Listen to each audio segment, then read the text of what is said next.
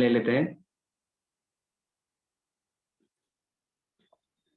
उम्र थोड़ी सी हमको मिली थी मगर, उम्र थोड़ी सी हमको मिली थी मगर, वो भी घटने लगी देखते देखते, वो भी घटने लगी देखते देखते।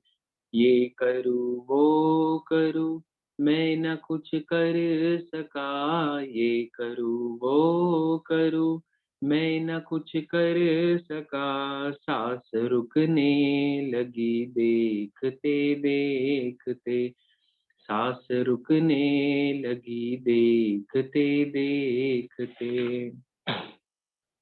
कितने काया का श्रृंगार मैंने किया, कितने माया से भंडार मैंने भरा, कितने काया का श्रृंगार मैंने किया, कितने माया से भंडार मैंने भरा। काया बेनूर थी, माया भी दूर थी, काया बेनूर थी, माया भी दूर थी, माटी गलने लगी देखते देखते। उम्र थोड़ी सी हमको मिली थी मगर, उम्र थोड़ी सी हमको मिली थी मगर, वो भी घटने लगी देखते देखते। काया अकड़ी हुई भी बदल जाएगी, जो बची है अकड़ वो निकल जाएगी। काया अकड़ी हुई भी बदल जाएगी, जो बची है अकड़ वो निकल जाएगी। लो तकाजा हुआ और जनाजा उठा, लो तकाजा हुआ और जनाजा उठा, डोली चलने लगी देखते देखते, डोली चलने लगी देखते देखते। उम्र थोड़ी सी हमको मिली थी मगर, उम्र थोड़ी सी हमको मिली थी मगर, वो घटने लगी देखते देखते। अरे आ रही है, तुझे आ रही? इस जमाने ने मुझे ऐसे ठुकरा दिया, मौत ने मुझको सीने से लिपटा लिया। इस जहां ने मुझे ऐसे ठुकरा दिया, आग ने मुझको सीने से लिपटा लिया। राख को छोड़ परिजन चले सब गए, राख को छोड़ परिजन चले सब गए, वो भी उड़ने लगी देखते देखते, वो भी उड़ने लगी देखते देखते।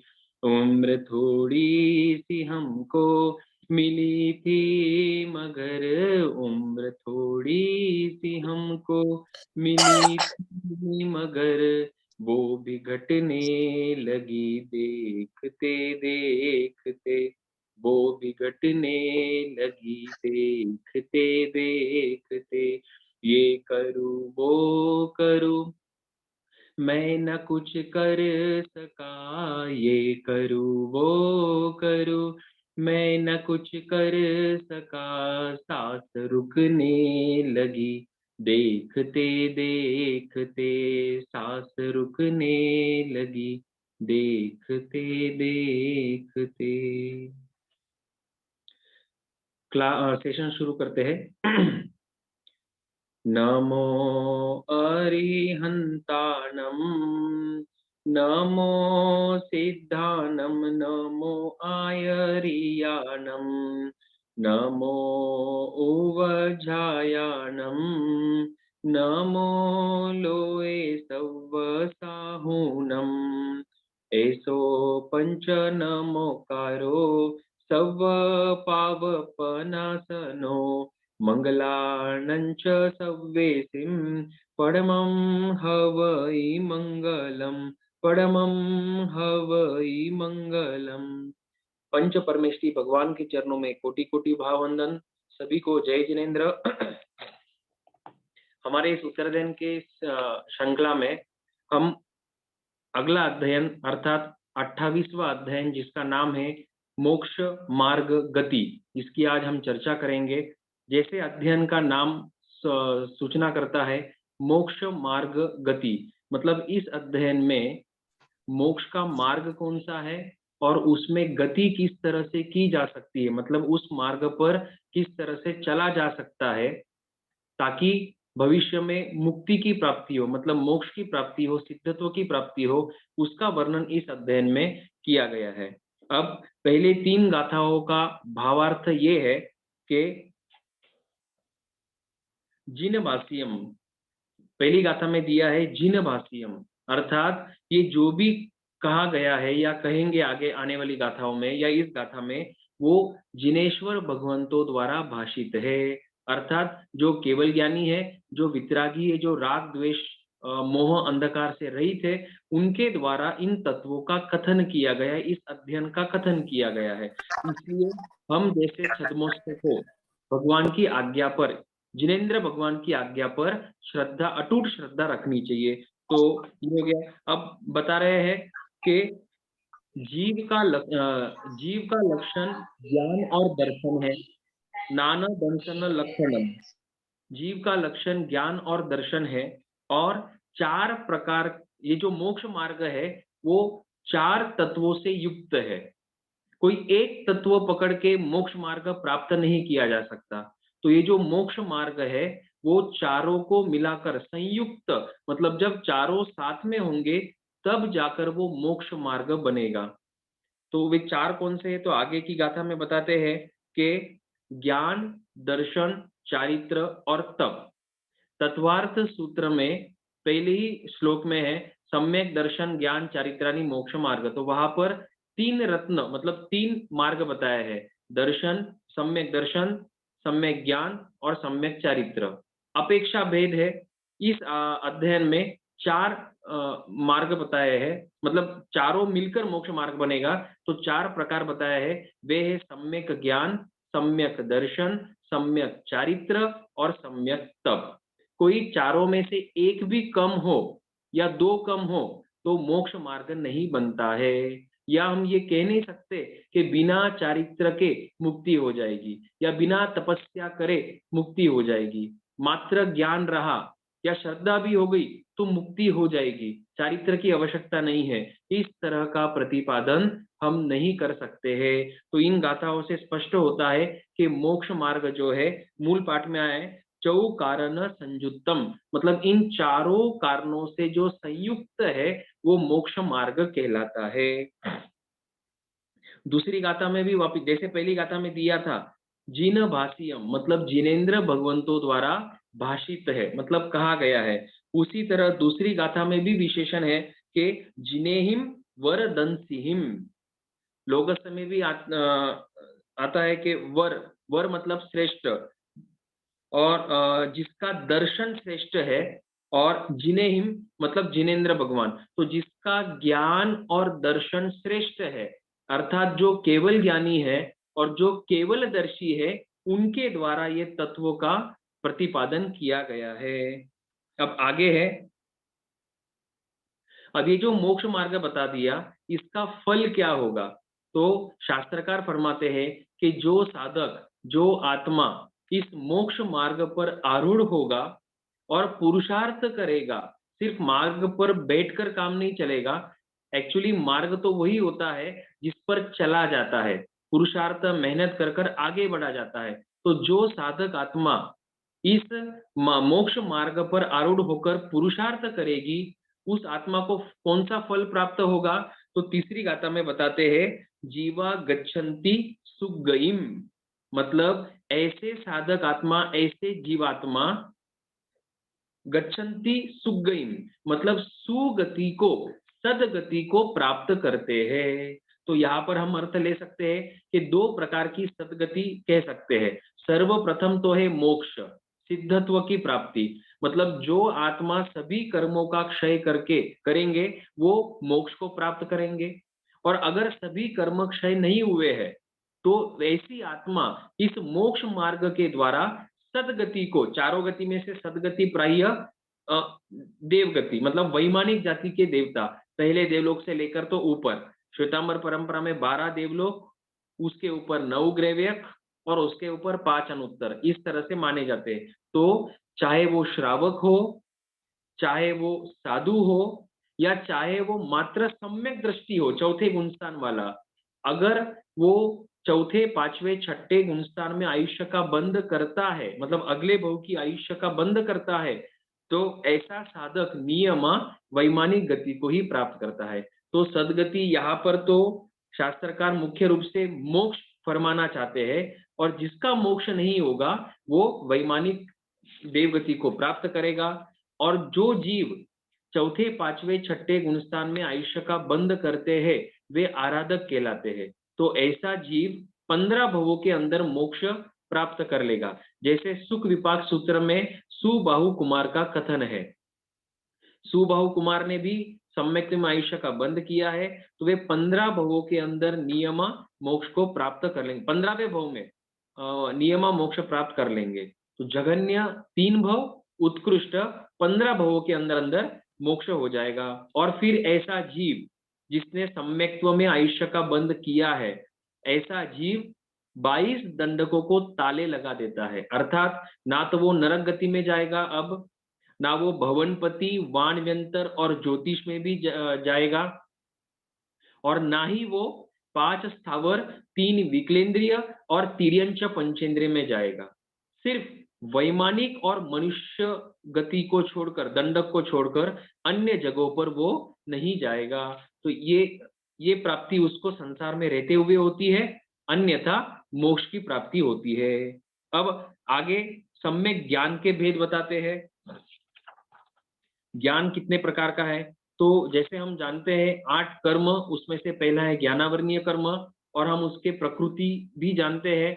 तो यहाँ पर बता दिया चौथी गाथा में, चौथी और पांचवी मिलाकर, नहीं चौथी गाथा में के ज्ञान 5 प्रकार के हैं: मति ज्ञान, श्रुत ज्ञान, अवधि ज्ञान, मन परिवे ज्ञान और केवल ज्ञान। हमको याद ये क्रम है, लेकिन इस चौथी गाथा में क्रम किस तरह से बताया है। पहला लिया है श्रुत ज्ञान, तो पहला है श्रुत ज्ञान, फिर मति ज्ञान, फिर अवधि ज्ञान, मन परिवे ज्ञान और केवल ज्ञान। तो यहाँ पर श्रुत ज्ञान सर्वप्रथम लेने का वापिस अपेक्षा भेद है।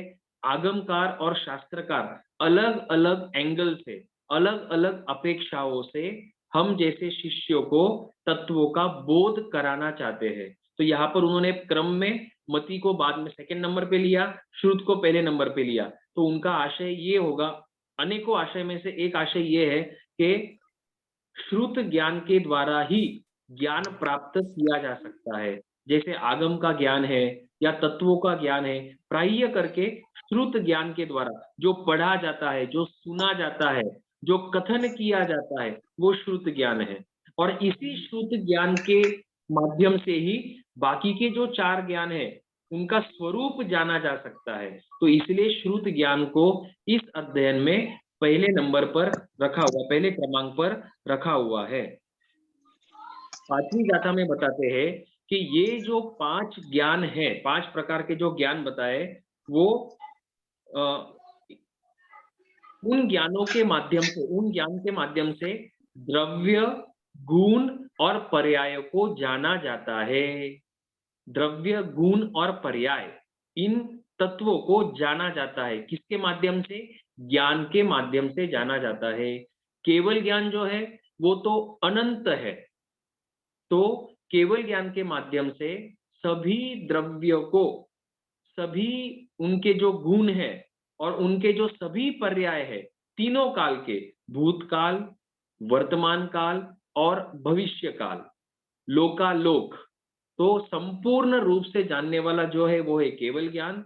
और बाकी के जो 4 ज्ञान है, मत्य, श्रुत, मति ज्ञान, अवधि ज्ञान और मन परिविज्ञान वो मर्यादा लिए हुए अमुक अमुक तत्वों, अमुक अमुक द्रव्यों को और उनके यत् किंचित पर्यायों को जानता है। जैसे मान लो अवधि ज्ञान, तो अवधि ज्ञान, अवधि अर्थात सीमित क्षेत्र, सीमित सीमा, अवधि मतलब एक प्रकार की बाउंड्री।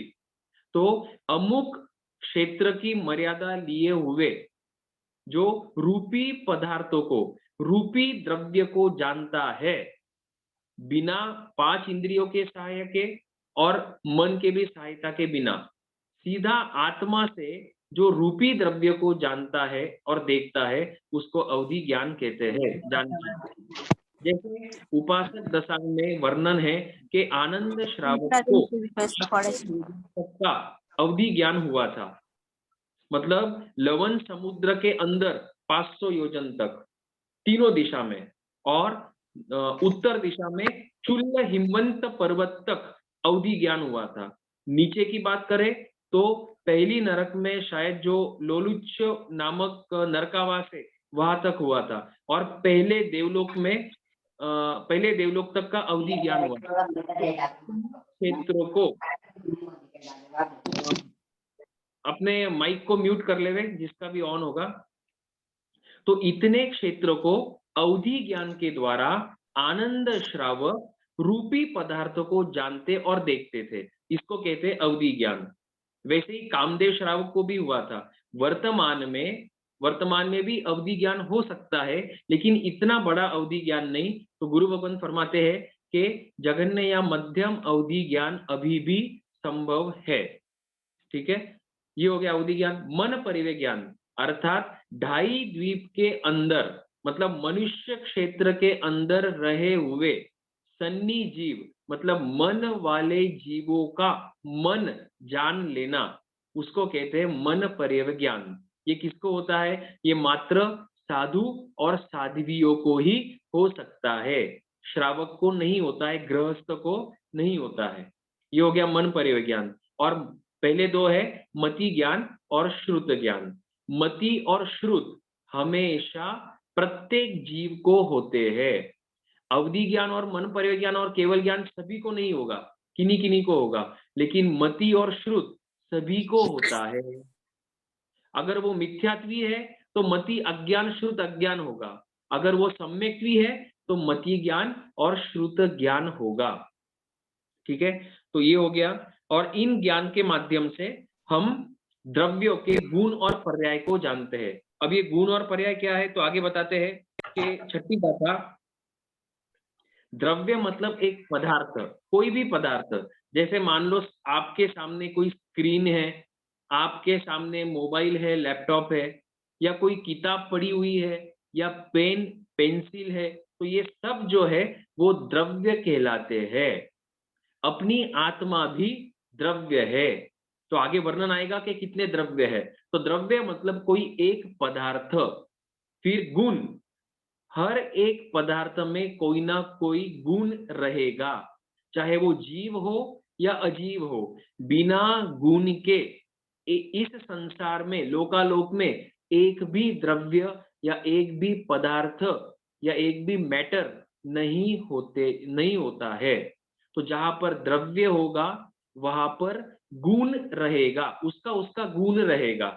जैसे मान लो आत्मा या जीव, तो जीव का गुण है ज्ञान और दर्शन। फिर मान लो कि अजीव, अजीव का गुण है काला होना, मतलब वर्ण गंध रस स्पर्श, ये उसका गुण है। ठीक है, तो द्रव्य, गुण और पर्याय। पर्याय मतलब परिणमन को प्राप्त करना। पर्याय मतलब चेंज, मतलब परिवर्तन आना। जैसे कोई पदार्थ है, अभी काला कलर था, फिर कुछ प्रोसेस करने पर वो लाल हो गया। कोई पदार्थ है जो अभी सफेद कलर है और ऑटोमेटिकली उसका कलर चेंज हो गया, पीला पड़ गया, तो इसको कहते हैं पर्याय, मतलब बदलना। वैसे ही आत्मा का भी, हम अभी मनुष्य गति में है तो हमारी पर्याय मनुष्य भव की है। कोई जीव या हमारा ही जीव मान लो अगले भव में देव गति में चला जावे, तो हमारी पर्याय देव गति की कहलाएगी। तो ये हो गया द्रव्य, गुण और पर्याय। तो इस छठी गाथा में बताते हैं कि गुण कहां पर रहेगा? द्रव्य में रहेगा। पर्याय कहां पर रहेगा? द्रव्य में रहेगा। तो बताते हैं कि द्रव्य में गुण रहता है और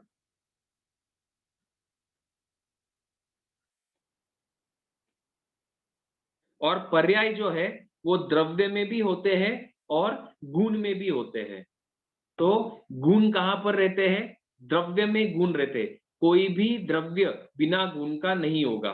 तो द्रव्य में गुण रहते हैं और द्रव्य का भी पर्याय होता है, मतलब द्रव्य भी बदलता है और गुण जो है वो भी बदलता है, मतलब वो भी चेंज होता है। तो द्रव्य, गुण और पर्याय। अब आगे बताते हैं षट द्रव्य का स्वरूप, गाथा नंबर 7।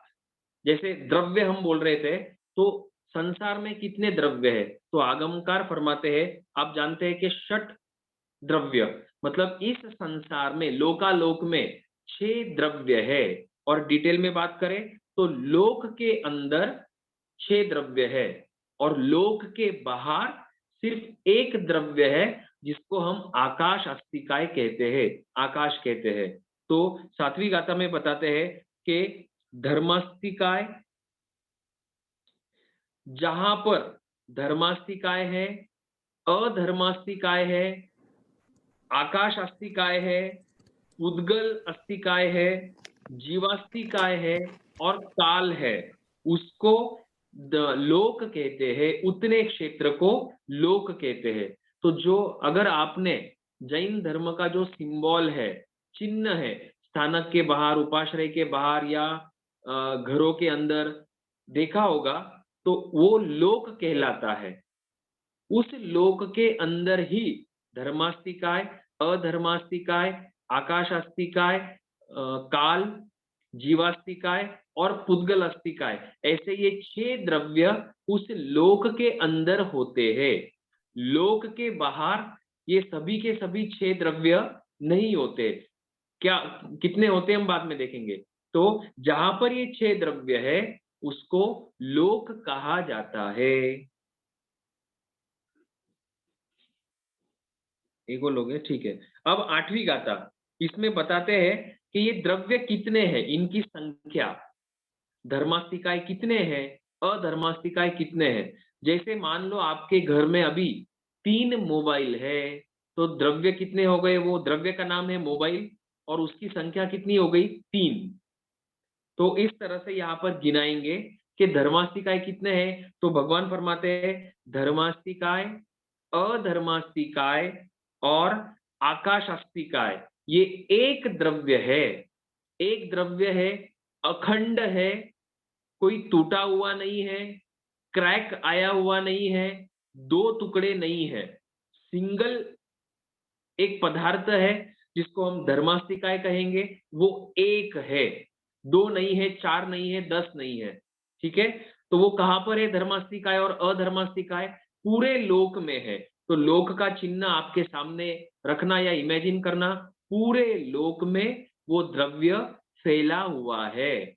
लेकिन वो फैला हुआ है, तो वो हम जहां पर अभी बैठे हैं, क्लासरूम में कहो या स्थानक में कहो या रूम में कहो, वहां पर भी धर्मास्तिकाय, अधर्मास्तिकाय और आकाशास्तिकाय ये द्रव्य है। लेकिन हमको आंखों से दिखते भी नहीं है और स्पर्शेंद्रिय से हमको उसका टच का अनुभव, स्पर्श का अनुभव भी नहीं होता है। क्यों?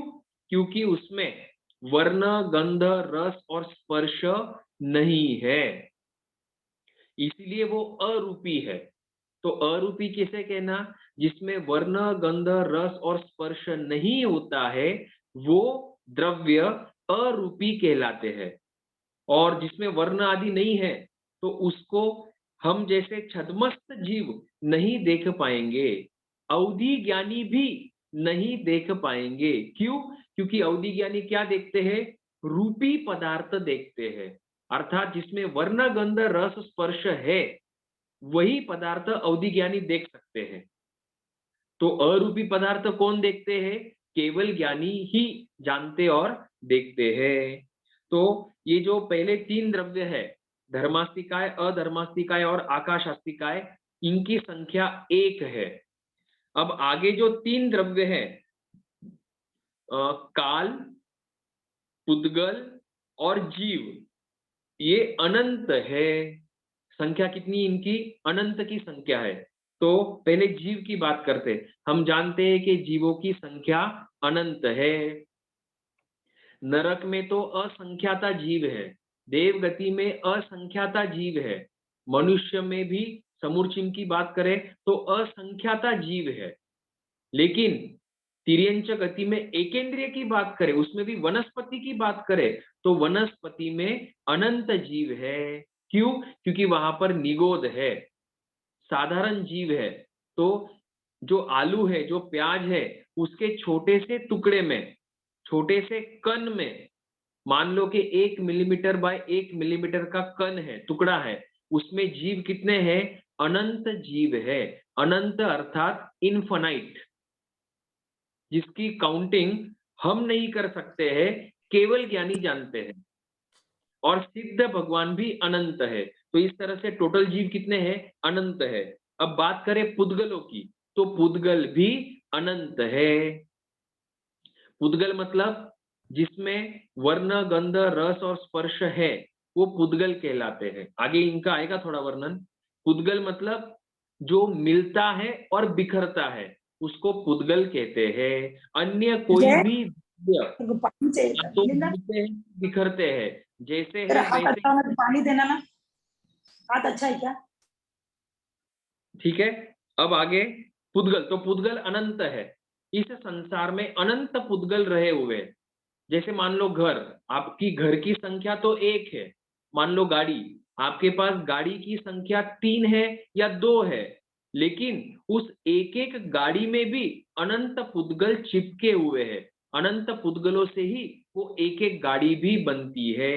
या एक पेन, एक पेंसिल, या कोई भी पदार्थ ले लो, तो अनंत पुद्गलों से बनते हैं। जो अपने को आंखों से दिखाई देते हैं, उसमें तो अनंत पुद्गल ही होते हैं।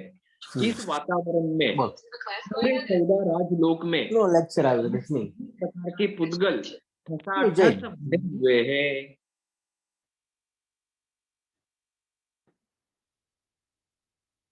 14 राजलोक में ये सभी पुद्गल ठसाठस भरे हुए हैं, लेकिन वो हमको दिखाई नहीं देते। जैसे हमारे अभी रूम में भी ये पुद्गल है, लेकिन वे पुद्गल हमको दिख नहीं रहे हैं। जैसे औदारिक शरीर का रॉ मटेरियल, जिस पुद्गल से हमारा ये शरीर बना है, औदारिक शरीर है, तो ये औदारिक शरीर का रॉ मटेरियल इस वातावरण में है। वैक्रिय शरीर का मटेरियल है, आहारक शरीर का है, भाषा वर्गना है, ये मनोवर्गना है, तेजस शरीर, कार्बन शरीर, ये सब वर्गनाएं हैं। लेकिन हमको दिखती नहीं है, क्योंकि वे सूक्ष्म होती है। जैसे अभी देखो, कोई बात, इस एनवायरमेंट में कोई कण हो, छोटे से पार्टिकल्स हो, तो हमको आंखों से नहीं दिखाई देते। लेकिन अगर सनलाइट हो, सूर्य का प्रकाश पड़े, तो अपने को हवा के अंदर वे पार्टिकल्स दिखते हैं। ठीक है, तो वे थोड़े बड़े हैं, इसलिए हमको दिखाई देते हैं।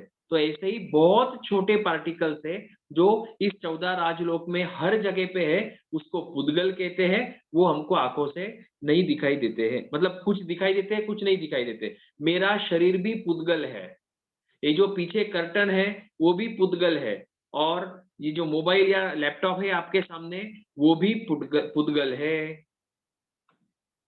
तो जीव अनंत है, पुद्गल भी अनंत है, और यहां पर दे दिया कि काल भी अनंत है। तो काल द्रव्य कहां पर है? ढाई द्वीप के अंदर काल है। क्यों?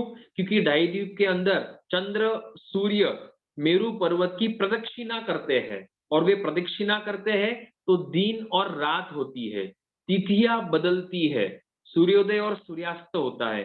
तो व्यवहार नए से काल की गणना ढाई द्वीप के अंदर होती है। लेकिन ढाई द्वीप के अंदर पुद्गल कितने हैं? अनंत पुद्गल है। ठीक है, ध्यान से सुनना। ढाई द्वीप के अंदर अनंत पुद्गल है। उन प्रत्येक पुद्गल की प्रत्येक पर्याय पर काल एक्टिव है। मतलब काल अपना असर दिखाता है, इसलिए काल कितना है, अनंत है। एग्जाम्पल के लिए एक छोटा सा मोटे तौर से उदाहरण लेंगे हम। जैसे मान लो मोबाइल है आपके पास, तो वो जो सामने मोबाइल है वो एक द्रव्य है, लेकिन उसकी बहुत सारी पर्याय है।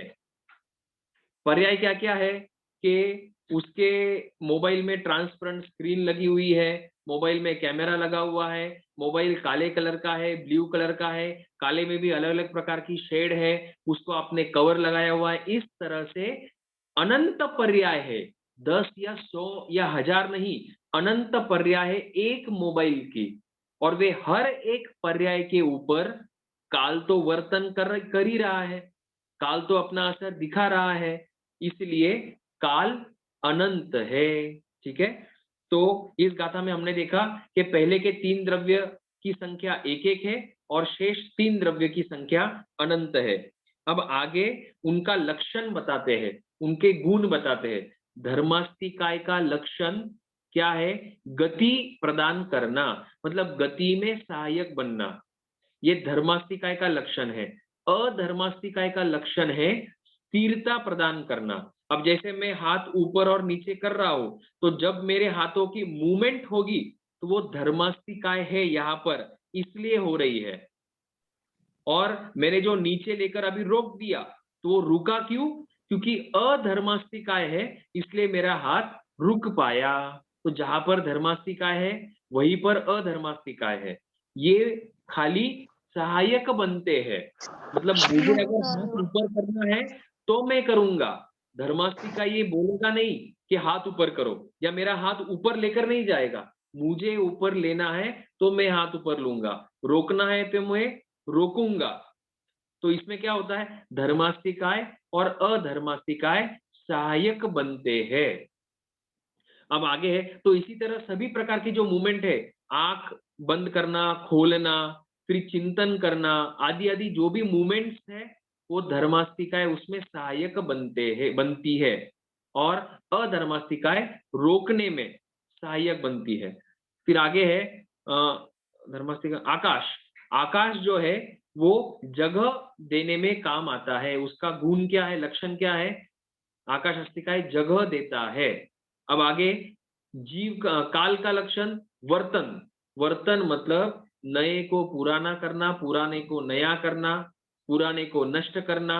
जो ये पर्याय बदलती है, जो ये टाइम पास हो रहा है, वो काल के कारण से हो रहा है। टाइम काल द्रव्य, तो काल द्रव्य का लक्षण है वर्तन गुण, मतलब बीतना, पसार होना, पास होना। आगे है जीव का लक्षण उपयोग लक्षण है, ज्ञान और दर्शन ये जीव का लक्षण है। हाँ, अब 10वीं गाथा में जीव का लक्षण उपयोग कहा गया है। तो हम जानते हैं कि भाई जीव किसको कहना, या जीव का लक्षण क्या है, जीवो उपयोग लक्षणों, उपयोग लक्षण है। उपयोग कितने प्रकार के हैं, 2 प्रकार के, ज्ञान और दर्शन। ज्ञान अर्थात जानना, दर्शन अर्थात देखना। देखना मतलब सामान्य जानकारी होती है जीव को, और जानना मतलब विशेष जानकारी होती है जीव को। तो सामान्य जानकारी मतलब दर्शन, और विशेष जानकारी मतलब ज्ञान। तो ज्ञान और दर्शन किसका लक्षण है, ये जीव का लक्षण बताया गया है। और 2 बताए, सुख और दुख, मतलब 4 लक्षण बताए हैं 10वीं गाथा में, ज्ञान, दर्शन, सुख और दुख। तो सुख और दुख जीवों में अजीवों में नहीं होता है, धर्मास्तिकाय अधर्मास्तिकाय अन्य किसी में भी नहीं होता है। सुख और दुख की अनुभूति मात्र और मात्र जीव में ही होती है। अब आगे 11वीं गाथा में बताते हैं और थोड़ा सा विस्तार करके, के ज्ञान, दर्शन, चारित्र, तप, वीर्य और उपयोग ये जीवों के लक्षण है। तो अपेक्षा से क्या कैसा बताया है कि कोई भी आत्मा ले लो, तो उस आत्मा का लक्षण ज्ञान, दर्शन, सुख और दुख तो है ही। तो भले सिद्ध भगवंतों की आत्मा ले लो, सिद्ध भगवंतों में ज्ञान है, दर्शन है, अव्याभाद सुख है और दुख का अभाव है। तो इस अपेक्षा से सिद्धों का लिया। और 11वीं गाथा में जो बताया वो सभी संसारी जीवों में लागू हो जाता है कि ज्ञान, दर्शन, चारित्र, तप, वीर्य, उपयोग, ये जीवों के लक्षण है। तो ज्ञान और दर्शन आप जानते हो। चरित्र मतलब व्रतों को ग्रहण करना, 5 महाव्रतों को ग्रहण करना, वो कहलाता है चारित्र। फिर 12 प्रकार की तपस्याओं में से कोई तपस्या करना, वो तप कहलाता है। फिर वीर्य, वीर्य भी 3 प्रकार के कहे गए हैं। पहला है बाल वीर्य। बाल वीर्य मतलब जिसके कोई भी पचकान नहीं है, उसका उसका जो भी पुरुषार्थ है वो बाल कहलाता है, वो बाल वीर्य है, क्योंकि उसके पचकान नहीं है। फिर बाल पंडित वीर्य मतलब थोड़ा बाल थोड़ा पंडित, मतलब कुछ पचकान लिए हुए हैं कुछ नहीं लिए हुए हैं, अर्थात श्रावक। और फिर पंडित वीर्य मतलब साधुपना। तो वीर्य ये भी किसमें होगा? जीवों में होगा। और उपयोग लक्षण, तो उपयोग में ज्ञान और दर्शन लेना है। आगे जो पुद्गल है। अब पुद्गल किसे कहना? तो 12वीं गाथा में बता रहे हैं शब्द पुद्गल है। जैसे अभी बताया था कि इस वातावरण में बहुत सारे पुद्गल है, या यूं कहो कि 8 प्रकार की वर्गनाएं हैं।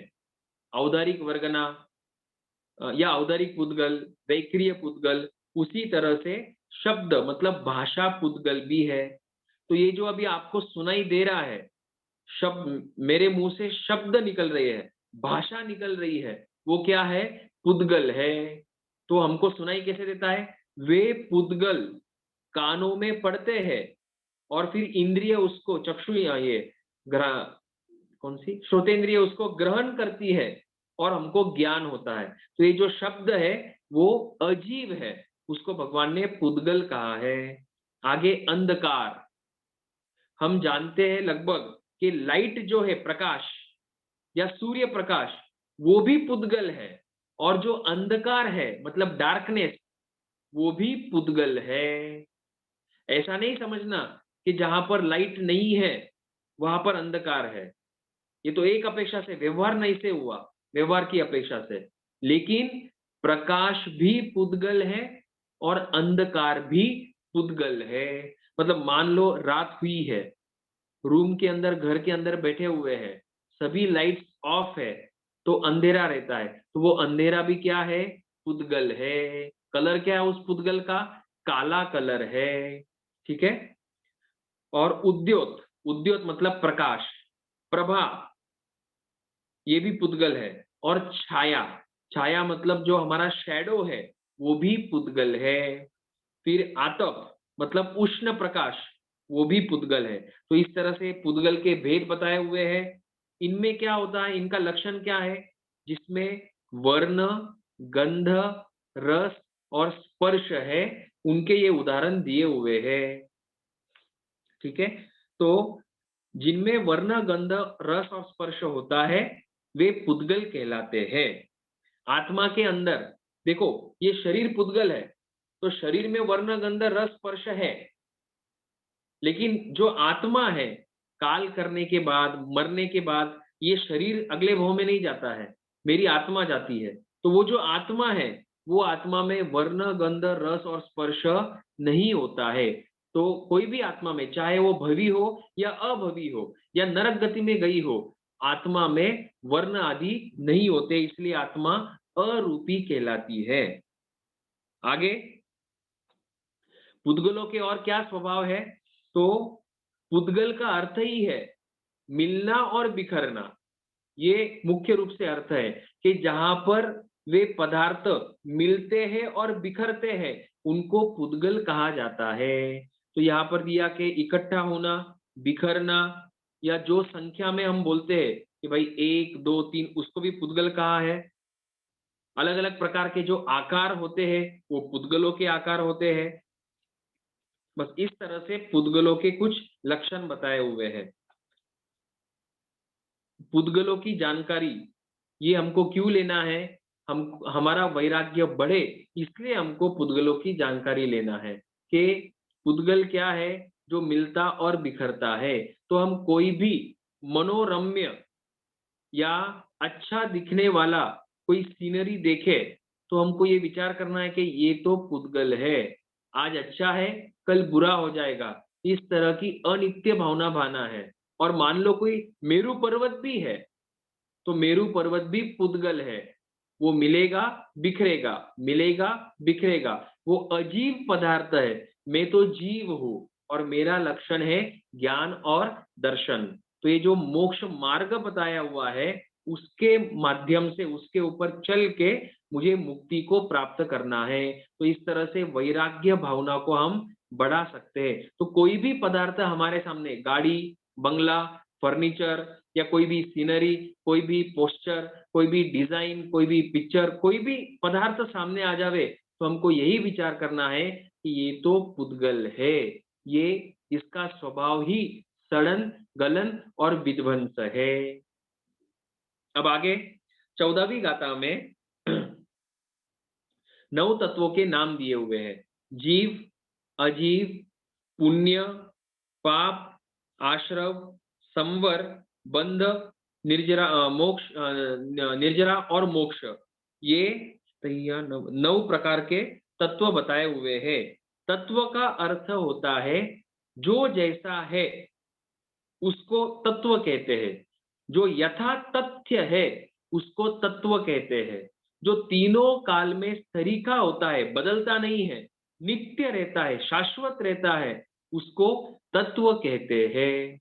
तो इस संसार में 9 तत्व भगवान ने बताए हुए हैं, जीवादि 9 तत्व। अब आगे की गाथा बहुत इंपॉर्टेंट है, गाथा नंबर 15वीं।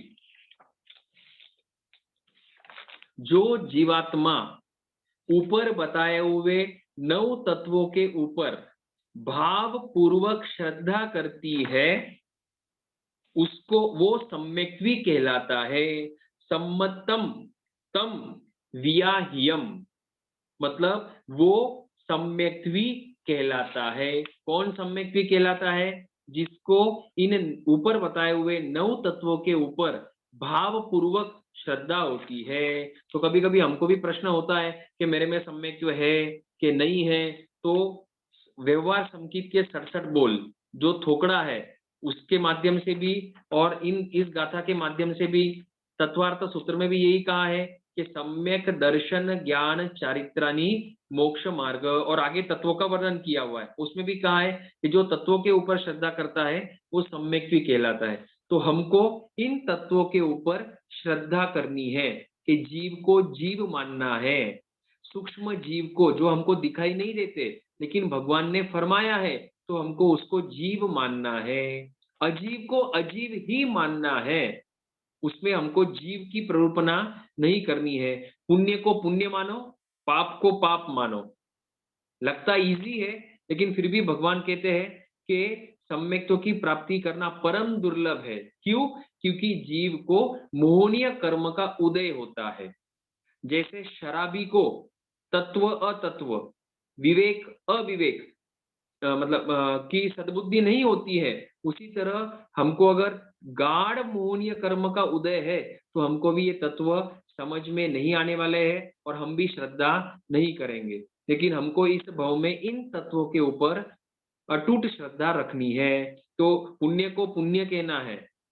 अब पुण्य कौन सा अधिक है, कौन से कार्य में पुण्य होता है, कौन से कार्य में मिश्र खाता है, मतलब पुण्य भी होता है और पाप भी होता है। कौन सा कार्य ऐसा है जिसमें एकांत रूप से सिर्फ पुण्य होगा, सिर्फ निर्जरा होगी। तो इन तत्वों के ऊपर हमको चिंतन कर कर निर्णय करना है।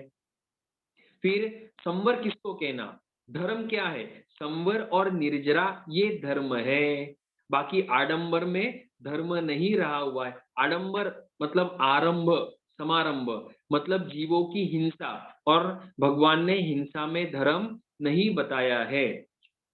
फिर मोक्ष, जीव को शांति कहाँ होगी? सिर्फ मोक्ष में होगी। तो इस तरह से चिंतन कर कर हमेशा 24 घंटे कभी भी रात को मान लो 2 बजे नींद जग गई, फिर भी आत्म परिणामों में, अध्यवसायों में ये 9 तत्वों का स्वरूप क्लियर होना चाहिए कि 9 तत्व क्या है। अब जब 9 तत्व हमारे क्लियर होंगे, डेफिनेशन हमको पता होगी, स्वरूप क्या है पता होगा, तो संसार के कार्यों में हम रस पूर्वक, आसक्ति पूर्वक हम इन्वॉल्वमेंट नहीं ले पाएंगे, तो हम विरक्त जैसे रहेंगे, भले हम श्रावक रहेंगे, गृहस्थ रहेंगे, तो हमारे अधिक कर्मों का बंध नहीं होगा। अब आगे ये 9 तत्व बता दिया, फिर आगे 10 प्रकार की रुचियां बताई है। रुचियां मतलब ये जो 10 प्रकार आगे बताए हैं, इन निमित्तों से जीव को सम्यक्त्व की प्राप्ति होती है। 10 प्रकार के निमित्त, पहली बात। या दूसरी बात, जिसको सम्यक्त्व हो चुका है उनको इन 10 बातों में रुचि होती है, उनको ये 10 बातें अच्छी लगती है, या 10 में से कोई 1, 2, 4 बातें अधिक अच्छी लगती है, तो वे रुचियां कहलाती है। तो गाथा नंबर 16 में इनका नाम दिया हुआ है और आगे उनकी डेफिनेशंस भी दी हुई है। तो नाम और डेफिनेशन हम एक साथ देखेंगे। पहला है निसर्ग रुचि। निसर्ग मतलब क्या, निसर्ग मतलब बिना कोई किसी के सहायक के। निसर्ग तो गाथा में दिया हुआ है कि बिना गुरु के उपदेश के या बिना किसी केवल ज्ञानी के उपदेश से, जो जाति स्मरण के द्वारा या निर्मल मति और श्रुत ज्ञान के द्वारा इन 9 तत्वों के ऊपर श्रद्धा हो जाती है, उसको सम्यक्त्व की प्राप्ति होती है, वो सम्यक्त्वी कहलाता है। मतलब बिना गुरु और बिना किसी केवल ज्ञानी आदि के उपदेश से भी मुझे इन 9 तत्वों के ऊपर श्रद्धा हो जावे, तो वो निसर्ग रुचि कहलाती है। फिर 2 नंबर पे, हाँ, तो और एक इसका डेफिनेशन दिया कि द्रव्य, क्षेत्र, काल, भाव, इन चारों प्रकार से तत्वों का चिंतन करने से, या फिर 4 प्रकार के जो निक्षेप बताए हैं, नाम, स्थापना, द्रव्य और भाव, इन 4 प्रकार के निक्षेपों से 9 तत्वों का चिंतन करने से सम्यक्त्व की प्राप्ति हो जावे, तो वो निसर्ग रुचि कहलाती है। इनमें हम स्वयं बुद्ध और प्रत्येक बुद्ध ले सकते हैं। तीर्थंकर भगवान नियमा स्वयं बुद्ध ही होते हैं। मरुदेवा माता स्वयं बुद्ध कहलाई, नमी राजर्षि प्रत्येक बुद्ध कहलाए। तो इन आत्माओं को एक तो निर्मल मति श्रुत से या जाति स्मरण का ज्ञान होने से, जो पूर्व भव में उन्होंने थोड़ा बहुत यत् किंचित धर्म का स्पर्श किया हुआ है, उसके माध्यम से उनको यहाँ पर 9 तत्वों के ऊपर श्रद्धा हो जाती है, वो कहलाता है निसर्ग रुचि। दूसरा है उपदेश रुचि। तो जैसे शब्द कहता है कि केवल ज्ञानी भगवान के उपदेश से या अन्य कोई छद्मस्त गुरु या श्रावकों के उपदेश से हमको इन 9 तत्व के ऊपर रुचि हो जावे, तो वो उपदेश रुचि कहलाती है। 3 नंबर की है आज्ञा रुचि। कोई ज्यादा आगम का ज्ञान है नहीं, थोड़ा बहुत तत्व या थोड़े बहुत सूत्र सीखे हुए हैं, लेकिन श्रद्धा ये है कि ये भगवान की आज्ञा है, बस भगवान की आज्ञा है, इसलिए मुझे तथा रूप आचरण करना है और श्रद्धा करना है। तो ऐसे जीव की सम्यक्त्व को आज्ञा रुचि कहलाता है। मतलब भगवान की आज्ञा है इसलिए मुझे श्रद्धा करना है। भगवान ने कहा है कि निगोद में, साधारण वनस्पति में अनंत जीव है, बस मुझे कोई तर्क नहीं करना है, कोई वितर्क नहीं करना है, क्योंकि भगवान ने कहा है तमेव सच्चम निसंकम जम जिने ही पवेयम। हम भगवान के ऊपर श्रद्धा क्यों कर रहे हैं, जैसे पहले की गाथाओं में भी कहा और अभी भी बता रहे हैं इन गाथाओं में भी, कि ये जो कथन है ये केवल ज्ञानियों द्वारा कहा गया है, भाषित किया गया है, प्ररूपित किया गया है। और केवल ज्ञानी अनंत ज्ञान के जानकार है, केवल ज्ञान है, तो वे झूठ नहीं बोलेंगे। वितरागी है तो असत्य वचन की प्ररूपणा भी नहीं करेंगे। इसलिए हमको तीर्थंकर और केवली के ऊपर अटूट श्रद्धा रखनी है।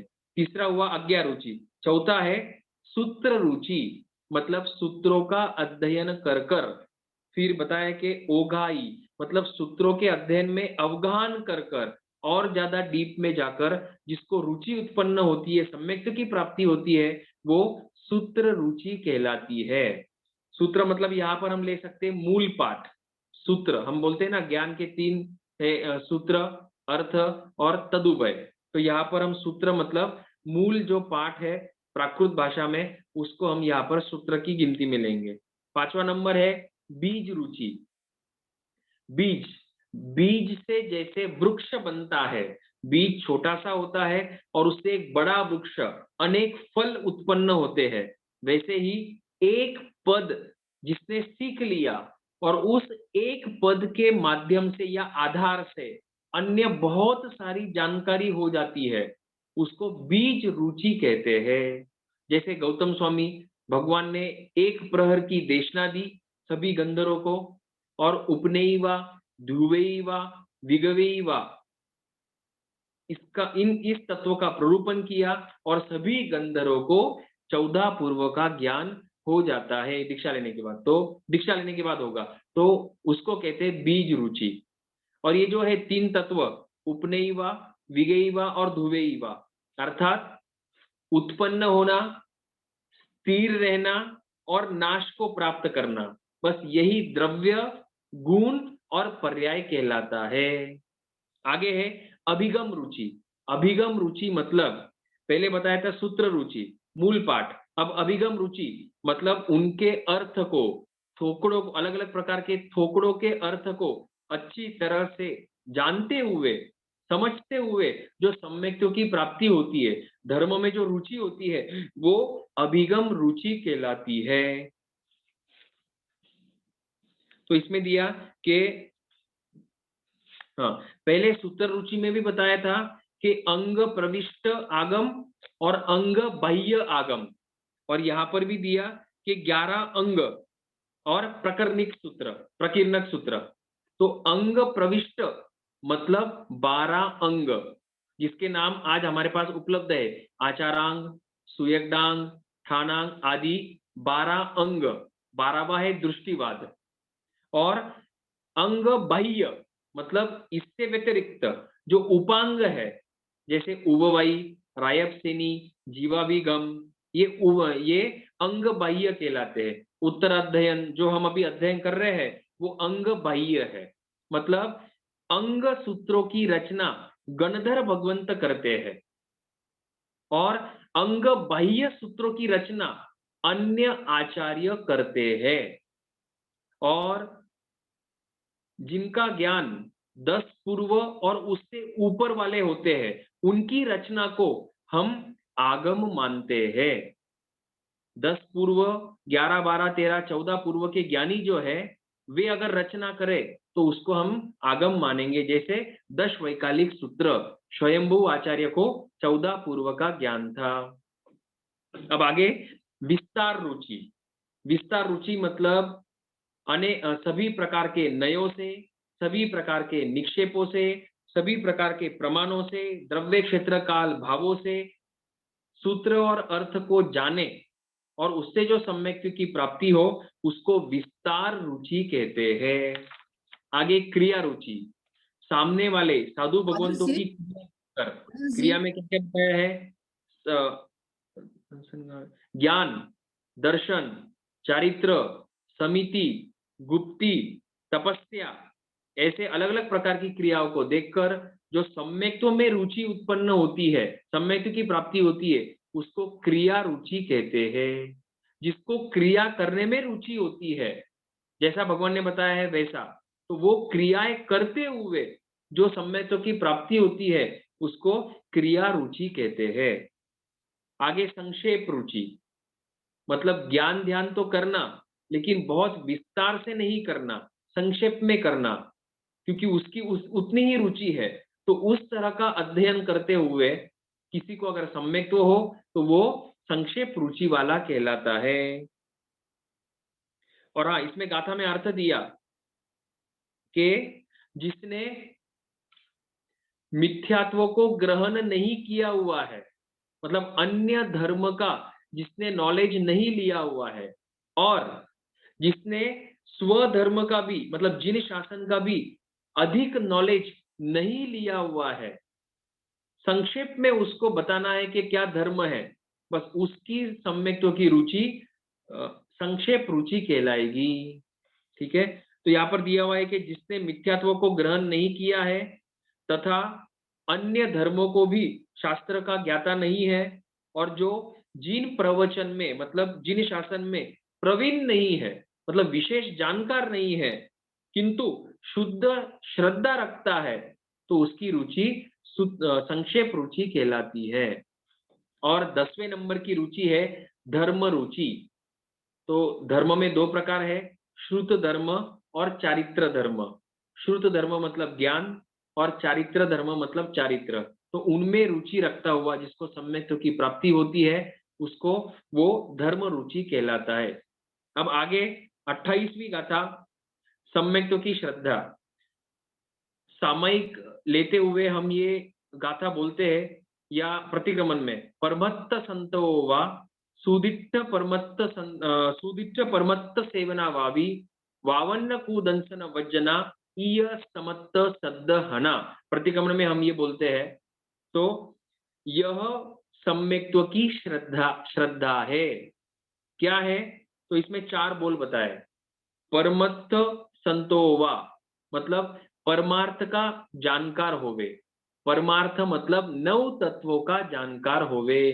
तो जिसने व्यवहार संकेत के 67 बोल का थोकड़ा किया हुआ है, उसमें पहला बोल ही है पहले बोले श्रद्धान 4, ये उसका आधार है। तो पहले श्रद्धान 4, तो 4 में से पहला पॉइंट है कि 9 तत्वों का परिचय करे, संस्थव करे। दूसरा है कि जिसने 9 तत्वों का परिचय कर लिया है, जानकारी कर ली है, उसकी सेवा करे, हमेशा उसके साथ रहे। हमारा ग्रुप कैसा होना चाहिए? जो धार्मिक हो। अगर हमारा ग्रुप अधार्मिक है तो हम भी एक ना एक दिन अधर्म के मार्ग पर आगे बढ़ेंगे, क्योंकि जैसी संगति होती है वैसे ही लक्षण और गुण हम में भी आते हैं। तो भगवान स्पष्ट बता रहे हैं कि परिउपासना किसकी करे, सेवा किसकी करे? जो 9 तत्वों का जानकार है, जो धार्मिक है। आगे वावन्न मतलब जिसने सम्यक्तों का वमन कर दिया है, जिसको पहले धर्म के ऊपर श्रद्धा थी, जैन धर्म के ऊपर, अब श्रद्धा नहीं करता है, ऐसे व्यक्ति से दूर रहे, क्योंकि अब वो विकृत हो चुका है।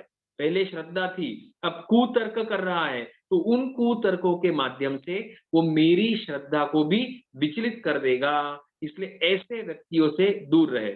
और चौथा पॉइंट बताया कि कुदंसन वज्जना मतलब जो कुदर्शन है, जिसमें जिस धर्म में हिंसा है, जिस धर्म में राग और द्वेष है, जिस धर्म के देवी देवता रागी और द्वेषी है, ऐसे धर्म से, ऐसे व्यक्तियों से, ऐसे शास्त्रों से दूर रहे। तो ये हो गया सम्यक्त्व की श्रद्धा।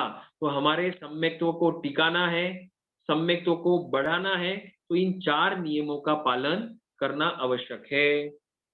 और आगे बताते हैं थोड़ा और 10 मिनट चलेगा। अब आगे बताते हैं कि सम्यक्त्व के बिना चारित्र नहीं होता है। इसलिए आपने प्रवचन में भी सुना होगा साधु भगवंतों से कि जैन धर्म का की फर्स्ट स्टेज या फाउंडेशन अगर कुछ है तो वो है सच्ची श्रद्धा का होना, मतलब सम्यक्त्व की प्राप्ति होना। अर्थात पहले गुणस्थान को छोड़कर चौथे गुणस्थान में पदार्पण करना। चौथे गुणस्थान का नाम है अविरति सम्यक दृष्टि गुणस्थान। तो सम्यक्त्व नहीं होगा तो चारित्र आएगा ही नहीं। तो अभवी क्या दीक्षा नहीं लेते हैं? अभवी पहले गुणस्थान में रहकर अनंती बार दीक्षा लेते हैं, आगे भी लेंगे, और वो नवग्रह तक भी जाते हैं। लेकिन सम्यक्त्व नहीं होने के कारण, क्योंकि अभवी है, सम्यक्त्व कभी आएगा ही नहीं, सम्यक्त्व नहीं होने के कारण वो भाव पूर्वक चारित्र नहीं कहलाता है। हमारे जीव ने भी भूतकाल में अनंती बार चारित्र ग्रहण किया, लेकिन सम्यक्त्व नहीं था, इसलिए हमारा वो चारित्र द्रव्य चारित्र पहला गुणस्थान वाला कहलाएगा। फिर आगे बताते हैं कि सम्यक्त्व के होने पर चारित्र हो भी सकता है, नहीं भी हो सकता है, क्योंकि चौथे गुणस्थान में सम्यक्त्व तो है लेकिन चारित्र नहीं है। पांचवें गुणस्थान में सम्यक्त्व तो है लेकिन सिर्फ श्रावकपना है, साधुपना नहीं है। और साधुपना कब आएगा? छठे और सातवें गुणस्थान में आता है। तो सम्यक्त्व होने पर चारित्र हो भी सकता है, नहीं भी हो सकता है। सैनिक महाराजा का जीव पहली नारकी में सम्यक ग्रंथों के आधार से, ग्रंथों के हिसाब से शायिक संकित तो है लेकिन चारित्र नहीं है। कृष्ण महाराजा को शायिक संकित तो है लेकिन चारित्र नहीं है। 5 अनुत्तर के देवताओं को, सभी देवताओं को सम्यक तो है लेकिन चारित्र नहीं है। और आगे बताते हैं कि सम्यक्त्व और चारित्र एक साथ भी आ सकते हैं। इसका अर्थ हम ले सकते हैं कि पहले गुणस्थान से सीधा सातवें गुणस्थान में भी जा सकते हैं। तो तब क्या होगा? सम्यक्त्व और चारित्र एक साथ आएगा। तो ये आशय है 29वीं गाथा का। अब 30वीं गाथा भी बहुत सुंदर है कि सम्यक दर्शन जिसको नहीं है उसको सम्यक ज्ञान भी नहीं होता है। मतलब हम चाहे जितनी आगमों की जानकारी कर लेवे, सूत्र पढ़ लेवे, थोकड़े पढ़ लेवे, प्रवचन दे देवे, धर्म कथा कर लेवे, आदि आदि ज्ञान ध्यान कर लेवे, लेकिन हमको अगर नव तत्व के ऊपर श्रद्धा नहीं है तो वो सम्यक दर्शन नहीं कहलाएगा या सम्यक ज्ञान नहीं कहलाएगा। क्यों? क्योंकि हमको सम्यक्त्व ही नहीं है। तो हमारे धर्म की या मोक्ष की नींव क्या है? सम्यक दर्शन, सम्यक्त्व। तो यहाँ पर बता रहे हैं कि जिसको सम्यक्त्व नहीं है उसकी सारी की या कोई भी जानकारी हो वो सम्यक ज्ञान नहीं कहलाती है, वो अज्ञान ही कहलाता है। आगे, सम्यक ज्ञान के बिना चारित्र गुण प्रकट नहीं होगा और चारित्र के बिना मोक्ष नहीं होगा और मोक्ष के बिना निर्वाण नहीं होगा, निर्वाण नहीं होगा। तो इसमें क्रम बताया हुआ है कि पहले सम्यक्त्व आना चाहिए, सम्यक्त्व नहीं हो तो ज्ञान नहीं होगा, फिर सम्यक ज्ञान, सम्यक्त्व आया तो सम्यक ज्ञान भी आ जाएगा और सम्यक ज्ञान के बिना चारित्र गुण नहीं होगा, क्योंकि दीक्षा लेने के बाद 5 समिति, 3 गुप्ती, कम से कम इतना नॉलेज तो होना चाहिए। साधु का प्रतिक्रमण इतना तो आना ही चाहिए, क्योंकि प्रतिक्रमण तो रोज करना है महाविदेह क्षेत्र में भी। और बीच के 22 तीर्थंकरों के साधु भी प्रति दिवस दोनों टाइम प्रतिक्रमण करते हैं। लेकिन मान लो कोई कारण से उनका प्रतिक्रमण नहीं हुआ, मतलब वैयावच आदि कारण से नहीं किया, तो उनको प्रायश्चित नहीं आता है। बाकी प्रतिक्रमण तो रोज किया जाता है। तो बेसिक नॉलेज तो होना चाहिए। वो उतना नॉलेज नहीं होगा तो यत्ना कैसे करेंगे, जीवों की रक्षा कैसे करेंगे, जीव क्या है अजीव क्या है, गोचरी का नॉलेज नहीं हुआ तो निर्दोष भिक्षा कैसे लाएंगे, ग्रहण कैसे करेंगे, क्योंकि ग्रहण करने के लिए भी नॉलेज होना चाहिए कि भाई आहार करते समय राग नहीं करना, द्वेष नहीं करना, निंदा नहीं करना, आदि आदि। तो ज्ञान होगा तो चारित्र होगा, चारित्र है तो तप होना चाहिए, क्योंकि तप नहीं होगा तो कर्मों का क्षय नहीं होगा। मोक्ष मतलब क्या? कर्मों का क्षय, 8 कर्मों का क्षय। तो तपस्या होनी चाहिए और फिर मोक्ष मतलब तपस्या होगी तो कर्मों का क्षय होगा, और जिस दिन 8 कर्मों का क्षय हो जाएगा उसी दिन निर्वाण होगा। तो यहाँ पर सम्यक्त्व, ज्ञान, चारित्र, तप और निर्वाण। तप, फिर तप से निर्जरा और निर्जरा से निर्वाण मतलब मोक्ष, ऐसा क्रम बताया हुआ है। अब आगे 31वीं गाथा दर्शन आचार बताए हुए, मतलब दर्शन के आचार, मतलब कुछ नियम है जिनका पालन करना पड़ेगा तो हमारा सम्यक तो सुरक्षित रहेगा और आगे वृद्धि को प्राप्त करेगा। तो इसमें 8 आचार बताए हुए हैं। ज्ञान के भी 8 आचार है, उसका वर्णन यहाँ पर नहीं है। ज्ञान के 8 आचार, दर्शन के 8 आचार, चारित्र के 8 आचार, तपस्या के 12, वीर्य के 3, इस तरह से 36 आचार होते हैं। 36 और 3 39 आचार होते हैं। अब आगे दर्शन के 8 आचार बताए हुए हैं। पहला है निशंकित। व्यवहार संकेत के 67 बोल के थोकड़े में भी ये वर्णन आता है। तो निशंकित होना चाहिए, मतलब हमको जिनेश्वर भगवंतों की वाणी में शंका नहीं होनी चाहिए कि भगवान ने ये कैसा बता दिया। पंचम आरे में भी भगवान ने ऐसे कैसे नियम बता दिए, ये तो पंचम आरा है, भगवान ने कुछ अलग से कुछ बताना चाहिए था, यह हम रिसर्च कर कर कुछ नया प्राप्त करने का प्रयास करें। ये सब जो बातें हैं वो भगवान की वाणी के ऊपर शंका उत्पन्न कराती है। तो हमको प्रभु की वाणी के ऊपर शंका नहीं करना है। भगवान तो 3 काल के ज्ञाता है, वो तो सब कुछ देखकर ही, द्रव्य क्षेत्र काल भाव को देखकर ही प्रतिपादन करते हैं, देशना देते हैं। भगवान के ज्ञान में कोई खोट नहीं है, तो हमको प्रभु की वाणी के ऊपर शंका नहीं करना है। निकांक्षित, कांक्षा, कांक्षा मतलब इच्छा करना। तो ना ही हमको भोगों की इच्छा करना है, मतलब इन संसार के पदार्थों की, और ना ही हमको भविष्य में देवगति की प्राप्ति हो ऐसी भी इच्छा नहीं रखना है। एकमात्र इच्छा रखना है कि मुझे मोक्ष की प्राप्ति हो।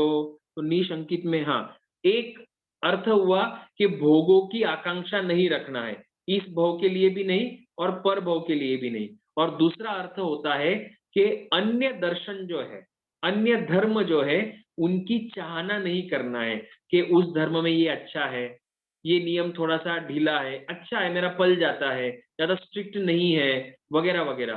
तो इस तरह से अन्य धर्म के नियमों को देखकर या उनकी ढिलाई को देखकर उसके तरफ आकर्षित नहीं होना है, इच्छा नहीं रखना है। इन सब नियमों का पालन होगा तो हमारा सम्यक तो सुरक्षित रहेगा। फिर निर्विचिकित्सा। निर्विचिकित्सा मतलब धर्म की करनी में फल के बारे में संदेह नहीं रखना है, धर्म के फल में संदेह नहीं रखना है।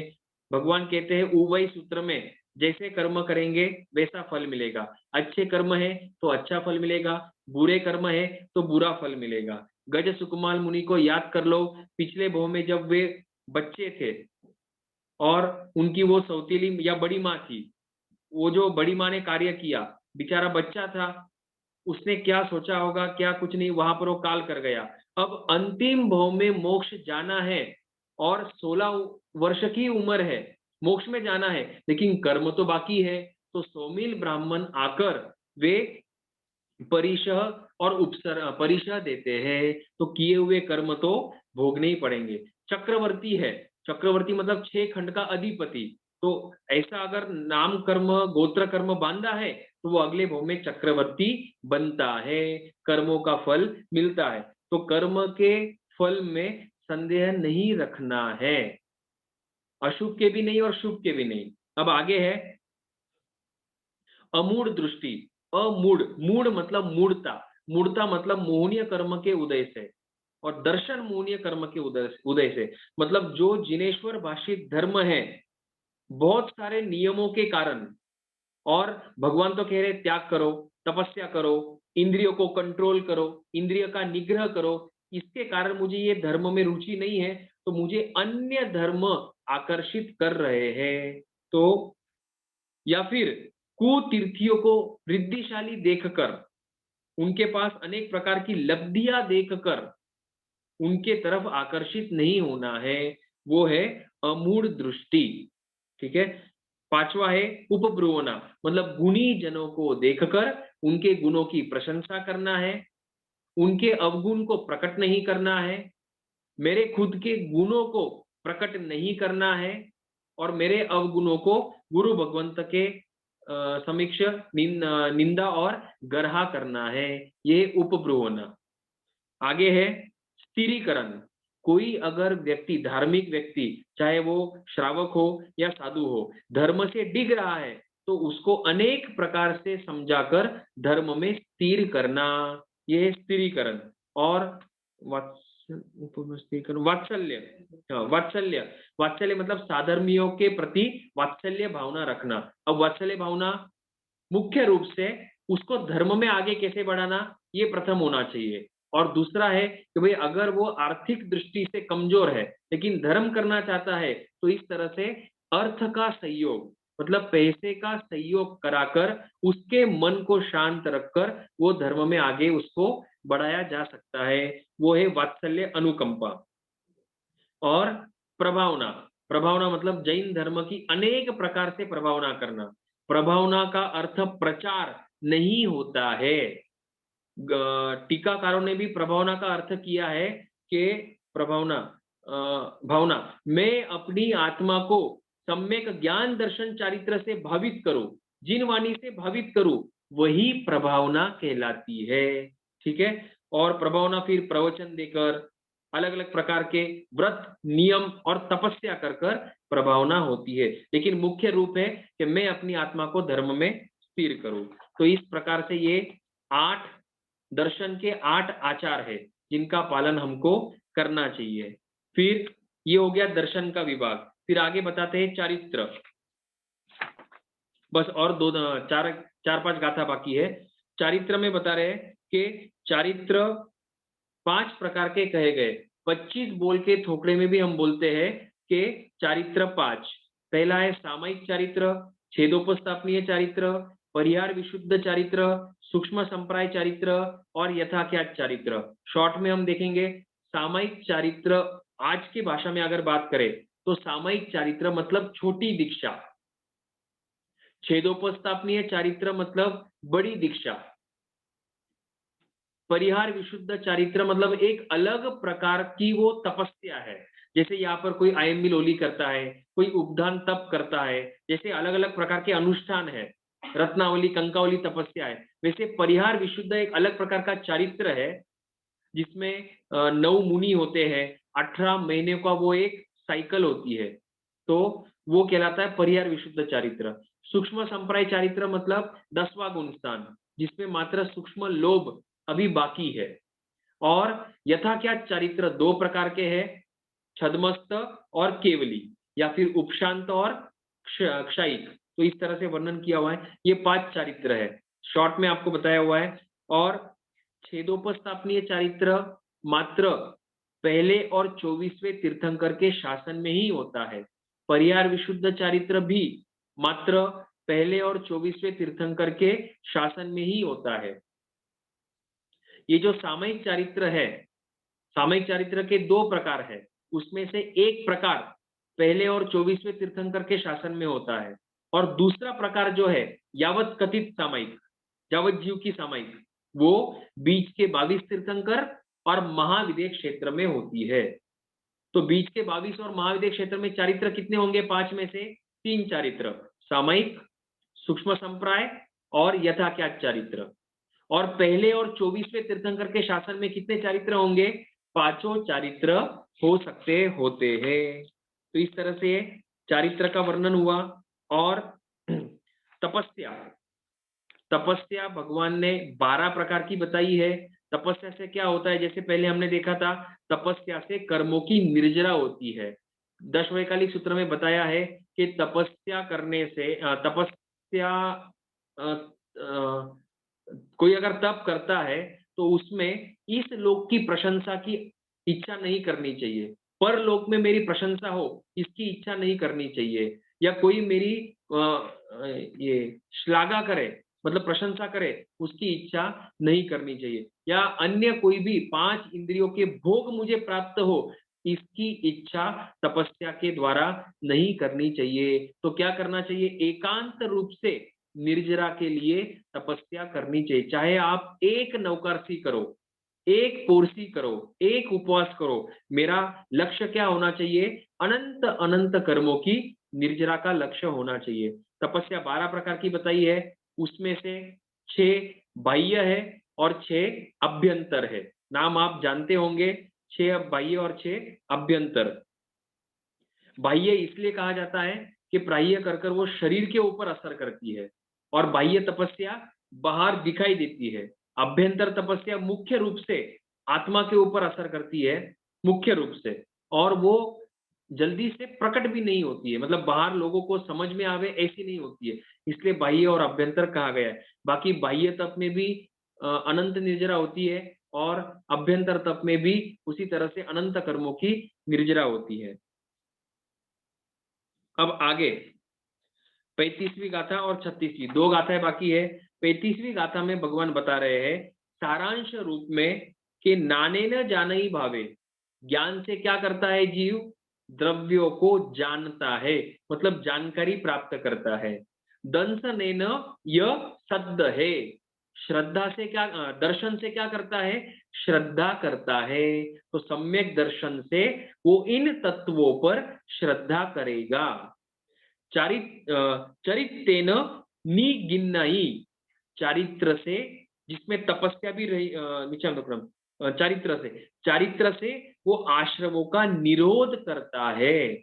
मतलब जब हम सामयिक लेकर बैठते हैं तो 18 पापों का त्याग होता है, 5 आश्रमों का त्याग होता है, तो आश्रम रुक जाते हैं। जो महाव्रत लेंगे उनके तो जीवन भर के लिए आश्रम रुक गए।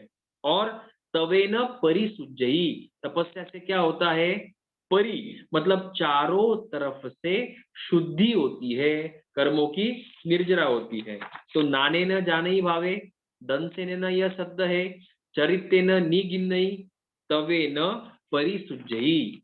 और उपसंहार के रूप में 36वें अध्याय में भगवान फरमाते हैं कि महर्षि मुनि महात्मा संयम और तप से पूर्व में किए हुए कर्मों को क्षय करके सभी दुखों से रहित होने के लिए ज्ञान दर्शन चारित्र में पराक्रम करते हैं और उसके फल स्वरूप सिद्ध गति को प्राप्त करते हैं। मुनि कौन होते हैं, साधु कौन होता है कि जो ज्ञान दर्शन चारित्र में पराक्रम करता है और पूर्व में बांधे हुए कर्मों का क्षय कर कर अंत में मोक्ष को प्राप्त करता है। तो इस तरह से हमारे ये 28वें अध्ययन के 36 गाथा पूरी होती है, जिसमें भगवान ने ज्ञान, सम्यक ज्ञान, दर्शन, चारित्र, तप, इसका स्वरूप मोटा मोटी बताया हुआ है, जिसके ऊपर हम, जिसका आचरण करके हम अंत में मोक्ष को प्राप्त करेंगे। भगवान की वाणी के विरुद्ध कुछ कहने में आया हो तो मिच्छामि दुक्कडम। किसी को कोई प्रश्न है?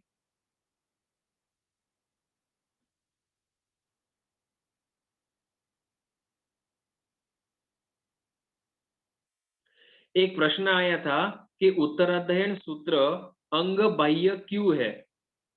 तो भले ये भगवान महावीर स्वामी के द्वारा प्ररूपित है, क्योंकि मोक्ष में जाने के पहले भगवान ने उत्तराध्ययन सूत्र फरमाया था, लेकिन वो तो अर्थ रूप में फरमाया। जैसे अपन अभी बातचीत कर रहे हैं, भगवान उसी तरह देशना देते अर्थ रूप में। उत्तरायण सूत्र हमारे सामने सूत्र रूप में है, तो इसके कर्ता का नाम शायद नहीं आया हुआ है कि किसने उत्तरायण सूत्र को सूत्र रूप में गुंथित किया। जैसे है ना गाथा, सुयम्यावसम तेनम भगवया एवं अक्षयम, ये जो प्राकृत की गाथा है वो जैसा भगवान ने कहा है वैसा का वैसा नहीं, लेकिन अपने भाव तो वही थे जो भगवान ने कहा, वही भाव, लेकिन अपने शब्द डालकर इस उत्तरायण सूत्र की रचना करी है प्राकृत भाषा में। इसलिए यह उत्तरायण सूत्र अंग बाह्य है और अंग प्रविष्ट नहीं है।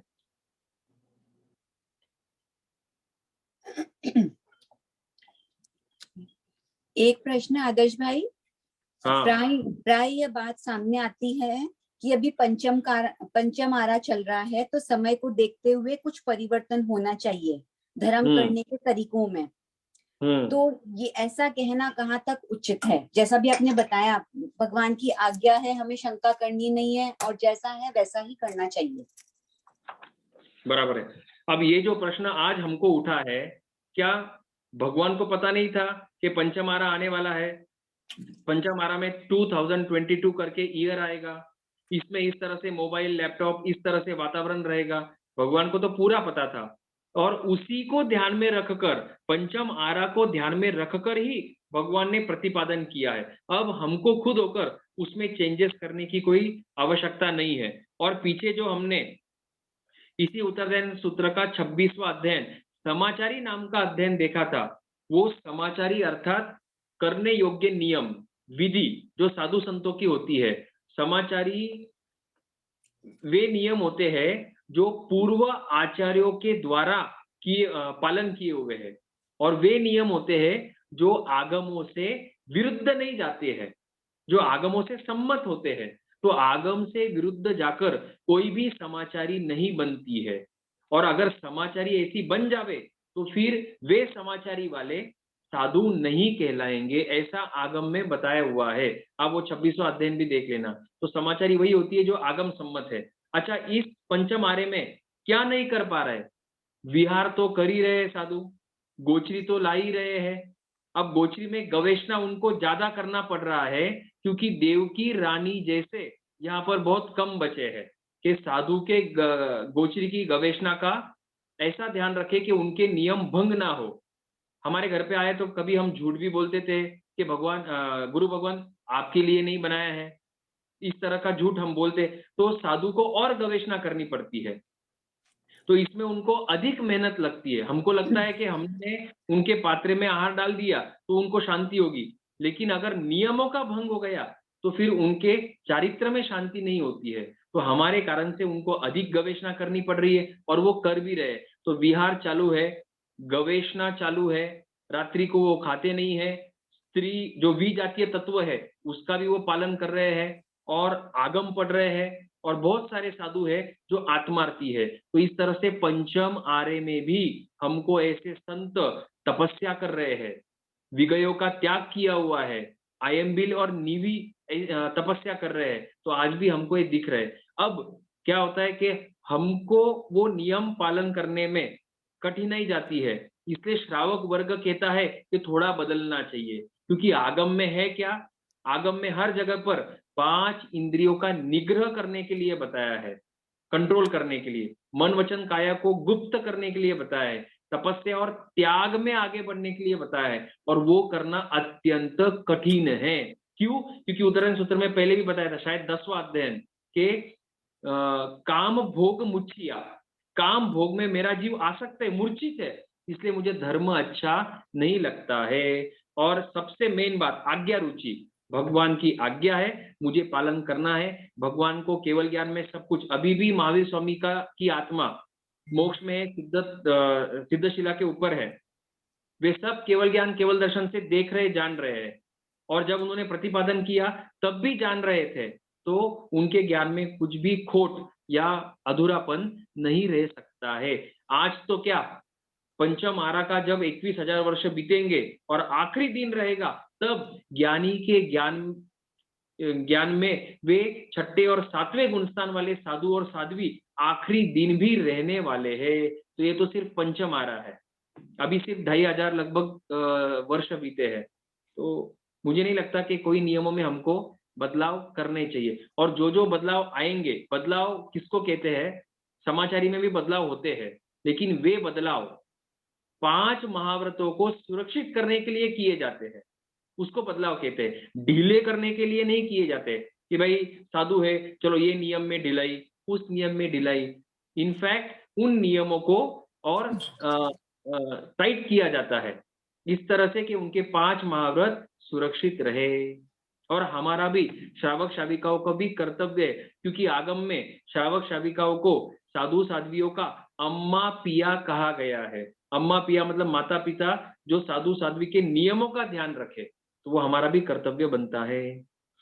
नहीं तो अब इसमें ये क्वेश्चन उठता है, जैसे अभी अपन जूम पे उत्तरायण सूत्र का स्वाध्याय कर रहे हैं, तो ये शास्त्र सम्मत है या नहीं है? नहीं, अब साधु को तो नहीं करना है क्योंकि इसमें विराधना है। हम अभी गृहस्थ है, श्रावक है, इसलिए हमने अभी सामयिक नहीं ली है क्योंकि सामने विराधना हो रही है। संवर ले सकते हैं, सामयिक नहीं ले सकते क्योंकि सामयिक में कोई आगार नहीं होता है। सामयिक जब रहेगी तब हम कोई भी विराधना नहीं करेंगे, और जितना भी हमने अभी किया उसकी विराधना का पाप हमको लगता है, पाप तो लगेगा। हम सर्व त्यागी नहीं है, इसलिए ये खुला है। हाँ, जो खुला है। अब अन्य भी पाप चालू है, हम ऐसा नहीं कहेंगे कि अन्य पाप चालू इसलिए ये भी पाप कर लो, लेकिन स्वीकार करना है कि ये पाप है, इसमें जो भी तेवुकाय आदि की विराधना हो रही है उसका दोष मुझे लग रहा है। नहीं तो दोष ज्यादा है, फायदा ज्यादा है। अब वो कहना बैरोमीटर नहीं होता वो डिपेंड करेगा। अब इसमें बस आसक्त नहीं होना है, प्रचार प्रसार हो रहा है तो उसमें अहंकार नहीं करना है, बस इस तरह से गुणों का ध्यान रखेंगे तो जयम चरे जयम चिट्टे, तो पाप कम हो जाएगा और जो प्रचार प्रसार होगा, प्रभावना होगा, उसको पुण्यवाणी का बंद हो सकता है बस।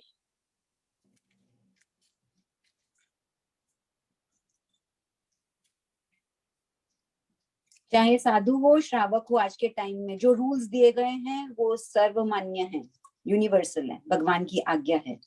हाँ हाँ तो वो मानने का ही है। हाँ, वो तो मान्य करना ही है वो तो। यस, ये ठीक सब है। नहीं, पर समय के साथ परिवर्तन तो हुआ ही ना। जैसे पहले सब, जैसे महावीर स्वामी ने तो कोई बुक नहीं लिखी, कुछ नहीं लिखी, बाद में लिखी गई, फिर शास्त्र लिखे गए, अब प्रिंटिंग भी होती है, तो परिवर्तन तो हुए ही है ना। मतलब अगर हाँ, किसी चीज से प्रिंटिंग। प्रचार प्रसार होता है तो उसको अपनाना तो पड़ेगा, चाहे उसको किसी भी रूप में करें आप। नहीं, बेसिक पॉइंट यही है सिर्फ कि अगर मैंने पचकान लिया हुआ है कि मैं अभी जीवों को नहीं मारूंगा, तो मैं मार नहीं सकता हूँ। अगर मैं मारता हूँ तो व्रतों में दोष लगेगा। हाँ, वो यही तो है, बेसिक। तो ये जो वो तो अपन प्रिंटिंग वही ने जो भी कर रहे हैं उसका आगार या जो, वो तो है ही कि अपन जो कर रहे हैं शास्त्र तो, पर आज की परिस्थिति में अपने को करना पड़ रहा है, इसलिए कर रहे हैं। मतलब हाँ, बराबर है। तो जो भी प्रिंटिंग होती है, उसमें जो महाव्रतधारी है वो इन्वॉल्वमेंट नहीं लेंगे, इन्वॉल्व नहीं होंगे। जो भी है वो गृहस्थ करेगा, श्रावक करेगा। तो जितना हाँ। जितना कर रहा है उतना उसको पाप लग रहा है। और अगर वो भाव पूर्वक कर रहा है, निस्वार्थ भाव से कर रहा है, तो उसका पुण्यवानी का पलड़ा ज्यादा रहेगा, पाप का कम रहेगा। लेकिन इसमें पंच महाव्रतधारी इन्वॉल्व नहीं हो सकते हैं। हाँ, नहीं वो तो है ही, वो तो। जो भी विराधना का कार्य है उसमें साधु साध्वी इन्वॉल्व नहीं हो सकते बस। और उनका तो क्या, हम अगर औषध में है, 8 प्रहर का हाँ, औषध लिया हाँ, वो भी अपने व्रत लिया हुआ है तो अपन भी इन्वॉल्व नहीं हो सकते। बस बस वही बेसिक है, बाकी तो ठीक है। और इसीलिए तो हम गृहस्थ कहलाते हैं कि हमने पूरा त्याग नहीं किया हुआ है। जब खुले हैं तब तो खुले ही हैं, नियम लेके फिर उसमें भंग नहीं कर सकते। हाँ, बराबर है। बराबर। थैंक यू आदर्श भाई for the beautiful description. Thank you so much. मांगलिक, आज थोड़ा सा ज्यादा हो गया, 1.5 घंटा हो गया, लेकिन मांगलिक या मंगलिक गुरुदेव की आज्ञा से चत्तारी मंगलम अरिहंता मंगलम सिद्धा मंगलम साहू मंगलम केवली पनत्तो धम्मो मंगलम चत्तारी लोकुतमा अरिहंता लोकुतमा सिद्धा लोकुतमा साहू लोकुतमा केवली पनत्तो धम्मो लोकुतमो चत्तारी शरणम पवज्जामि अरिहंते शरणम पवज्जामि सिद्धे शरणम पवज्जामि साहू शरणम पवज्जामि केवली पनत्तम धम्मम शरणम पवज्जामि। ये 4 शरणा दुर्गति हरना सुगति करना और न शरण कोई होए, भव्य प्राणी करे आराधन अक्षय अमर पद होवे। सभी को जय जिनेन्द्र, खमत खामना। जय जय। जय Jinendra. Thank you so much. Thank you.